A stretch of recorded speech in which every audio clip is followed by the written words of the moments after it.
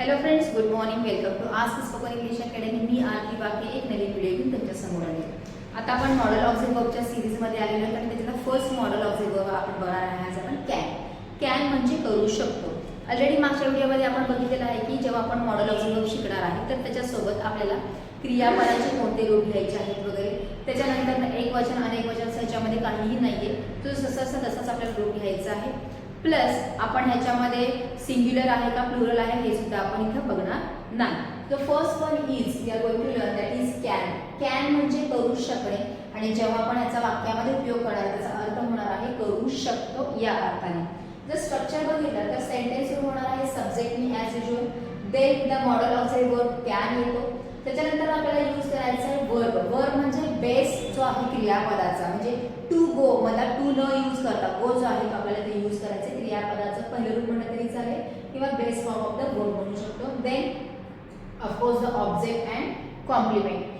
Can हा जो शब्द आहे तो प्रेझेंट मध्ये वापरला जातो आणि तो एक इनफॉर्मल वर्ड आहे, म्हणजे तो डायरेक्टली बोलला जातो. म्हणजे आपण एखाद्या व्यक्तीसोबत, मग ती व्यक्ती तुमच्यापेक्षा वयाने लहान असू शकते किंवा तुमच्या वयाची असू शकते, तेव्हा जर आपल्याला काही बोलायचं त्याच्यासोबत कमांड द्यायची असतील तर आपण कॅनचा काय करू शकतो, वापर करू शकतो.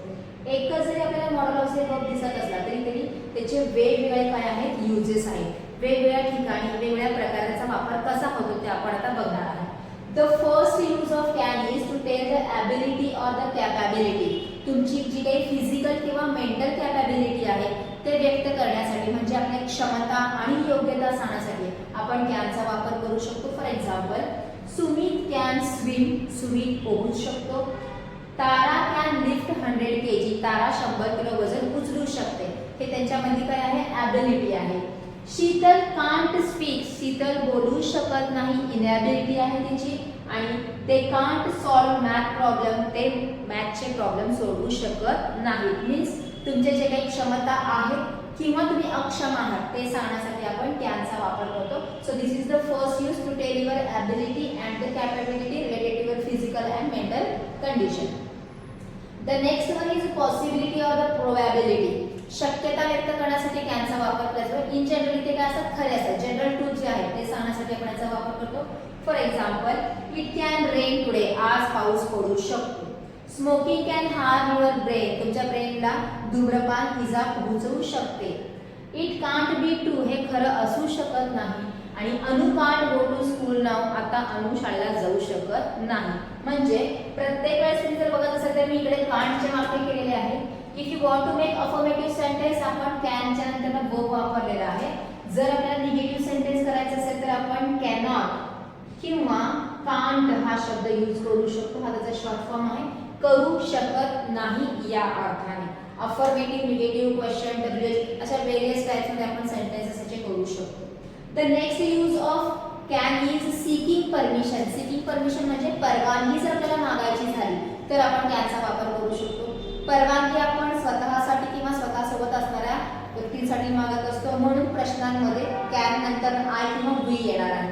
प्रश्नच का केला जाणार आहे, कारण आपण परवानगी मागतोय त्या अर्थाने. So can I use your phone. मी तुमचा फोन वापरू शकते का किंवा मी तुमचा फोन वापरू का या अर्थाने. Can we sit here. आम्ही इथे बसू शकतो का किंवा आम्ही इथे बसू का या अर्थाने याचा वापर होणार आहे. जसं आपण परवानगी मागू शकतो तसं आपण परवानगी देऊ सुद्धा शकतो. सो गिव्हिंग परमिशन, परवानगी देण्यासाठी आपण कॅनचा वापर करतो. जसं यू कॅन प्ले हिअर. तुम्ही इथे खेळू शकता, म्हणजे मी तुम्हाला परवानगी दिली की तुम्ही इथे खेळू शकता या अर्थाने.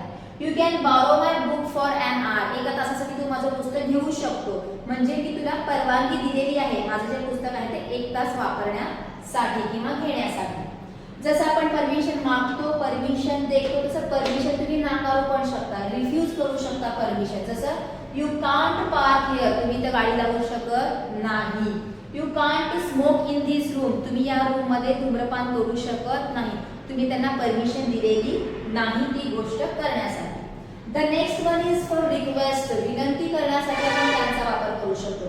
जसं परमिशन मध्ये मी स्वतःसाठी आणि माझ्यासोबत असणाऱ्या लोकांसाठी मागितलं, तसं विनंती ही आपण पुढच्या व्यक्तीला करतो. पुढची व्यक्ती कोण असते तर यू असते, तू. जसं कॅन यू हेल्प मी.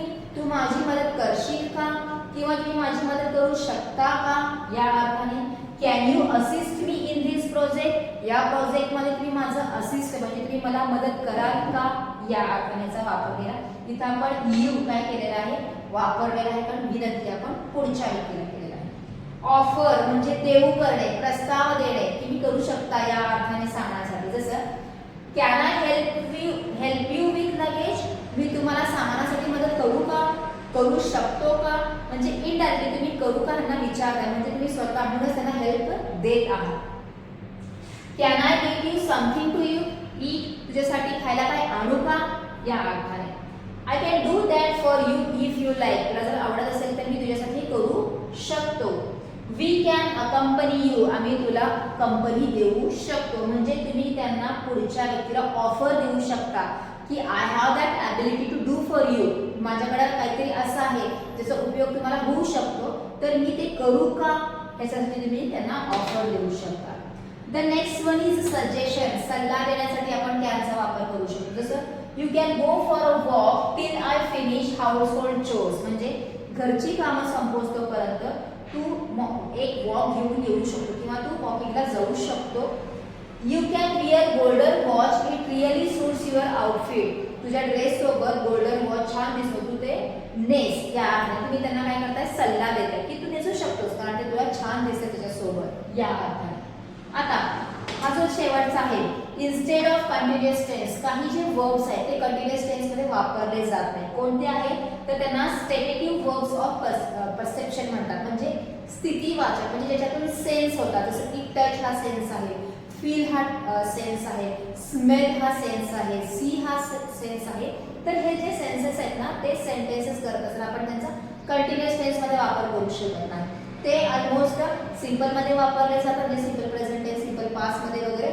तसंच आपण मॉडल ऑक्झिलरी वर्ब सुद्धा यूज करू शकतो. तर कंटिन्युअस टेन्सच्या ऐवजी आपण काय करू शकतो, डायरेक्टली मॉडल ऑक्झिलरी वर्बचा वापर करू शकतो. जसं I am hearing the wave sound, मला वेव म्हणजे तरंग जे आहेत किंवा जे पाण्यावर येणाऱ्या लाटा आहेत त्यांचा साऊंड मी ऐकत आहे. ऐकत आहे हा शब्द अस्तित्वात इंग्लिशमध्ये नाही, सो त्याच्याऐवजी आपण काय म्हणू शकतो, I can hear the wave sound. इथं एम हिअरिंगच्या ऐवजी आपण यूज केलेला आहे कॅन हिअर.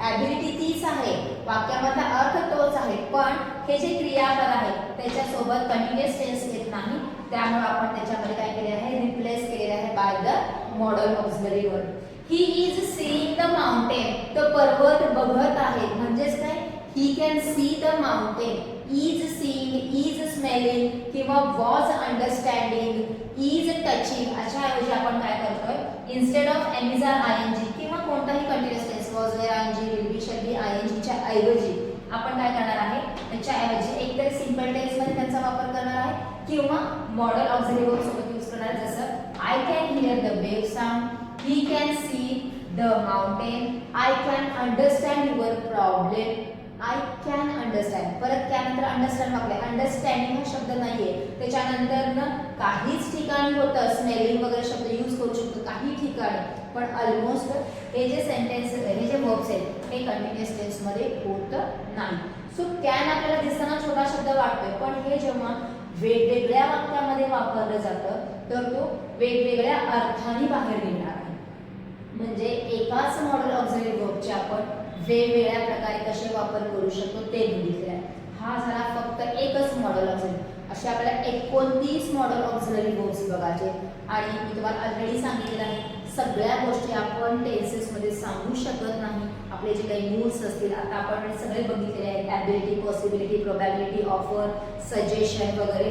तसंच ऑब्लिगेटरी थिंग्स कोणते आहेत, नेसेसिटी थिंग्स कोणते आहेत, पास्ट हॅबिट कोणते आहेत, ह्या सगळ्या गोष्टी आपल्याला वेगवेगळ्या शब्दांचा वापर करून म्हणजेच वेगवेगळ्या क्रियापदांचा म्हणजेच वेगवेगळ्या मॉडल ऑक्झिलरी वर्बचा वापर करून आपल्याला करायचा आहे. त्याच्यात हा फक्त काय आहे, पहिला मॉडल ऑक्झिलरी वर्ब आहे. सो डिटेलमध्ये तुम्हाला काय करायचं तर परत स्टडी करायचं आहे. अशा प्रकारे कोणकोणते वाक्य आहेत जे दररोज आपण यूज करतो किंवा ऐकतो त्याच्याकडे थोडंसं लक्ष द्यायचं आहे, लिहून काढायचं आहे आणि तो बोलत असताना वापरायचा आहे. दिस इज फॉर टुडे. मी साविता बोलते. स्क्रीनशॉट काढून घ्या, व्यवस्थित लिहून घ्या. इफ पॉसिबल प्रत्येकाचे मी 2-2, 3-3 वाक्य केले, तसे प्रत्येकाचे मी 5-5, 10-10 वाक्य करा. वेगवेगळे सब्जेक्ट यूज करू म्हणजे तुम्हाला तो जो टॉपिक आहे तो परफेक्टली लक्षात राहणार आहे.